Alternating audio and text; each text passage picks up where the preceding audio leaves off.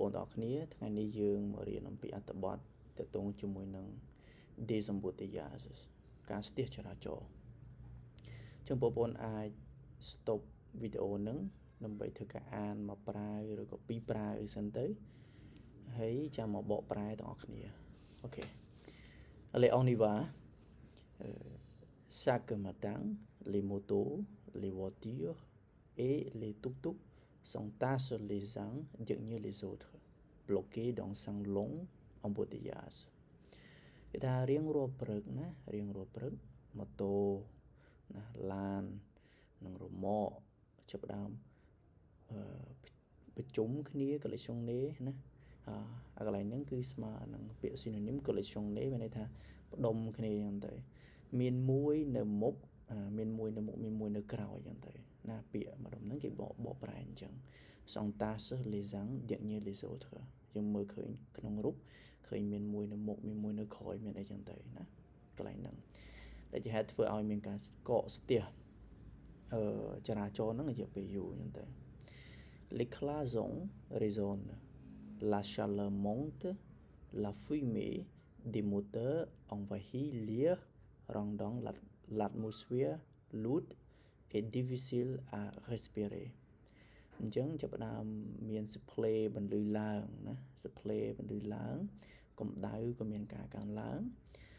ទាក់ទងមួយផ្សែងយន្តហ្នឹងក៏វិភាគទៅបរិយាកាសដែលធ្វើឲ្យបរិយាកាសកន្លែងហ្នឹងផ្សែងកន្លែងហ្នឹងបរិយាកាសកន្លែងហ្នឹងច្រើន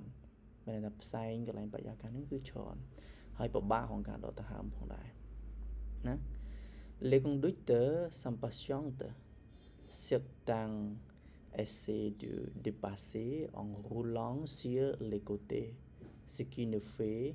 qu'aggraver le des autres អញ្ចឹងគេថាអ្នកបើកបរហ្នឹងអស់ភាពអត់ធ្មត់ហើយណាម្នាក់ព្យាយាមណារុលទៅមុខអញ្ចឹងទៅចាប់ផ្ដើមបើកទៅមុខឲ្យតែមានកន្លែងណាចន្លោះទួយចាប់ផ្ដើមបើកទៅមុខហើយណាកន្លែងហ្នឹងគឺ dépasser en roulant sur les côtés ហ្នឹងគឺបកប្រែអញ្ចឹងដែលជាហេតុធ្វើឲ្យមានភាពអញ្ញៃណានៅតាមដងផ្លូវដែលគាត់ធ្វើដំណើរហ្នឹងណា des autres ណាអាភាពញញៃហ្នឹងហើយ la circulation avant lentement mètre par mètre dans ce moment la route devient un lieu de fatigue de bruit et de tension អូខេអញ្ចឹងចរាចរណ៍ឬក៏ផ្លូវហ្នឹងចាប់ផ្ដើមការធ្វើដំណើរហ្នឹងចាប់ផ្ដើមយឺតណាពី1ម៉ែត្រទៅ1ម៉ែត្រណាហើយកលៈទេសៈបែបហ្នឹងពេលវេលាហ្នឹងផ្លូវហ្នឹងយើងคล้ายជាកន្លែងមួយដែលមើលទៅមានភាពអញ្ញៃហត់នឿយអីហ្នឹងទៅណាដល់ពេលយើងធ្វើដំណើរហើយមានសំឡេងក៏ដូចជាមានគេថាភាពតានតឹងអញ្ញៃកន្លែងហ្នឹងដែរណាអញ្ចឹងអត្ថបទហ្នឹងមានតែប៉ុណ្្នឹងសង្ឃឹមថាបងប្អូននឹងរៀនពាក្យថ្មីនៅក្នុងអត្ថបទខ្លីមួយហ្នឹងដែលវាតាក់ទងជាមួយនឹងសកម្មភាពប្រចាំថ្ងៃរបស់យើងណាបងប្អូនអាចស្រង់ពាក្យណាដែលគេថាសំខាន់សម្រាប់ខ្លួនឯងហើយយកទៅប្រើប្រាស់នៅក្នុងប្រចាំថ្ងៃរបស់យើងបាន